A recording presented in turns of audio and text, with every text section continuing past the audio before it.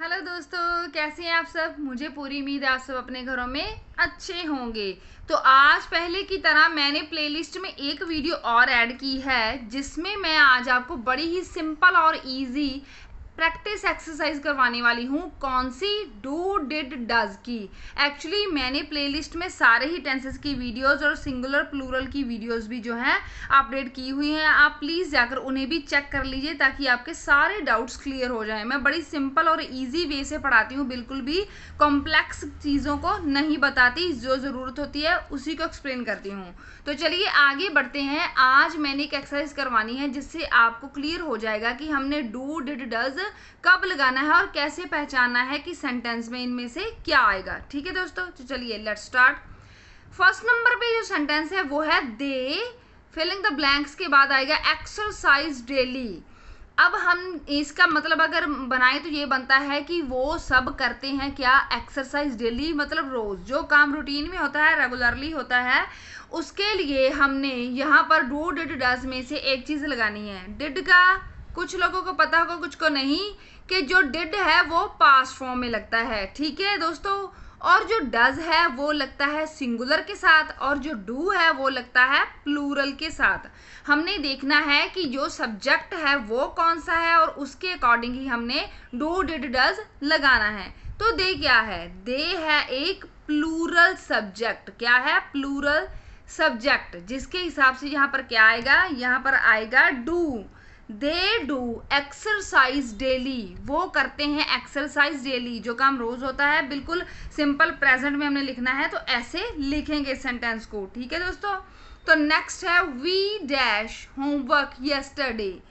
हमने किया होमवर्क कब? यस्टरडे, कल हम कर चुके हैं होमवर्क को, कल की बात थी, उसके हिसाब से हमने यहाँ पर डू डिड डज में से एक चीज लगानी है। तो आप सोचिए, मैंने अभी कहा है कि डिड जो है पास्ट फॉर्म के लिए होता है। इसका एक फायदा होता है डिड का, जो सब्जेक्ट है वो कोई भी हो, सिंगुलर हो प्लूरल हो, कोई भी हो, लेकिन यहाँ पर डिड ही आएगा। जो डू और डज की प्रॉब्लम है वो आती है प्रेजेंट टेंस में, तब हमें रिकॉग्नाइज करना होता है कि सब्जेक्ट कौन सा है। ठीक है, ये सब्जेक्ट तो प्लूरल है लेकिन यहाँ पर डिड आएगा क्योंकि पीछे जो है ऑब्जेक्ट वो यस्टरडे का है, काम हो चुका है, इसलिए हमने पास्ट फॉर्म लगानी है जो कि बनती है डिड। अब हमें सब्जेक्ट की परवाह करने की जरूरत नहीं है। ठीक है, तो नेक्स्ट है Ritu dash a lot for us.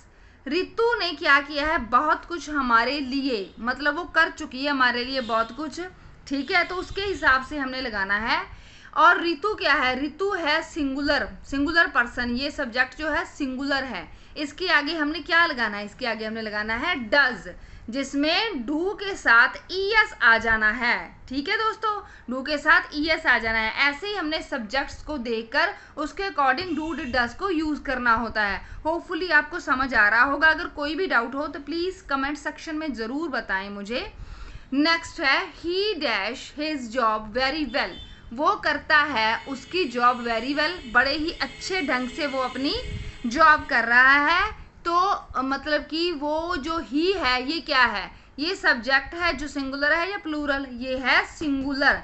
अच्छा, कौन सिंगुलर होता है कौन प्लूरल, जिसकी वीडियो मैं ऑलरेडी बना चुकी हूँ जो कि मेरी प्लेलिस्ट में शामिल है, जिसमें ये भी होगी। ठीक है, तो आपने उस प्लेलिस्ट में जाकर सारी वीडियोस चेक करनी है, आपको पता चल जाएगा रूल्स रेगुलेशंस का। ठीक है दोस्तों, तो he does his job very well, क्योंकि ये सिंगुलर पर्सन है। ठीक है दोस्तों, सिंगल एक पर्सन है, नेम भी हो तभी सिंगल होता है। नेक्स्ट है शी डैश नॉट नो। वो नहीं जानती। अब शी क्या है? एक लड़की है, सब्जेक्ट सिंगल है। ठीक है, तो क्या आएगा? सिंपल डज ही आएगा। शी डज नॉट नो, वो नहीं जानती। ठीक है दोस्तों, तो नेक्स्ट सिक्स है people dash not aware to their rights. लोग जो हैं वो अवेयर नहीं है अपने जो उनके अधिकारों के प्रति, वो अवेयर नहीं है, वो नहीं जानते हैं। तो यहाँ पर क्या आएगा? डू डिड डज में से सोचिए सोचिए क्या आएगा? पीपल क्या है? पीपल सब्जेक्ट जो है वो है प्लूरल, एक से ज्यादा जन है पीपल में, तो पीपल के आगे क्या आएगा? Do. People do not aware do not aware to the rights, अपने अधिकारों के प्रति जागरूक नहीं है। ठीक है दोस्तों, तो ऐसे ही हमने जब ऐसे लिखना होता है या पढ़ना होता है, इन चीज़ों का ध्यान करना होता है कि सब्जेक्ट जो है ना उसके अकॉर्डिंग नेक्स्ट वाला वर्ब, हेल्पिंग वर्ब या जो भी डू डज में आना है वो ऐसे देखना होता है। ठीक है, तो नेक्स्ट है I dash not care of him, मैं उसकी परवाह नहीं करता।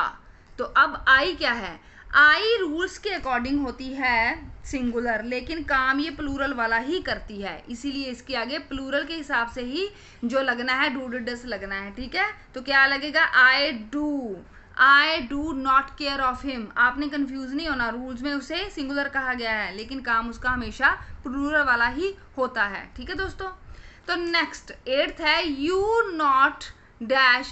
Dash not know the answer, आप नहीं जानते आंसर। यू क्या है, यू सब्जेक्ट प्लूरल है तो उसके आगे सिंपल है डू ही आएगा, you do not know the answer. Next है 9th it dash not working, ये काम नहीं कर रहा। अब इट क्या है, इट एक चीज़ है, हमने किसी एक चीज़ को कहा है कि ये काम नहीं कर रहा या कर रही, कुछ भी चीज़ है वो, तो सिंगुलर चीज़ हो गई ये। ठीक है, सिंगुलर सब्जेक्ट हो गया ये, इसके आगे क्या आएगा, डज आएगा।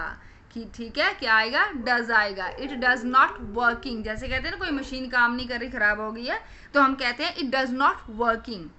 तो नेक्स्ट 10th है Seema dash all the household work, जो सीमा है वो करती है ऑल द सारा हाउस होल्ड, घर का काम करती है, मतलब रोज का काम है। सीमा क्या है, सीमा सिंगल पर्सन है, सब्जेक्ट जो है सिंगल है, तो यहाँ पर क्या आएगा, यहाँ पर आएगा does, Seema does all the household work. मुझे पूरी उम्मीद है दोस्तों कि आपको सारी बात समझ आई होगी, अगर नहीं आई तो कोई प्रॉब्लम नहीं, आप कमेंट करके पूछ सकते हैं, मैं आपको ज़रूर आंसर करूँगी। एक्चुअली ऐसे आपकी वोकेबलरी, सेंटेंस फॉर्मेशन और जो भी रूल्स रेगुलेशंस हैं वो क्लियर होते हैं। तो प्लीज़ मेरी वीडियोज़ को सपोर्ट कीजिए, मेरे चैनल को सब्सक्राइब कीजिए और शेयर भी ज़रूर कीजिए। बाय।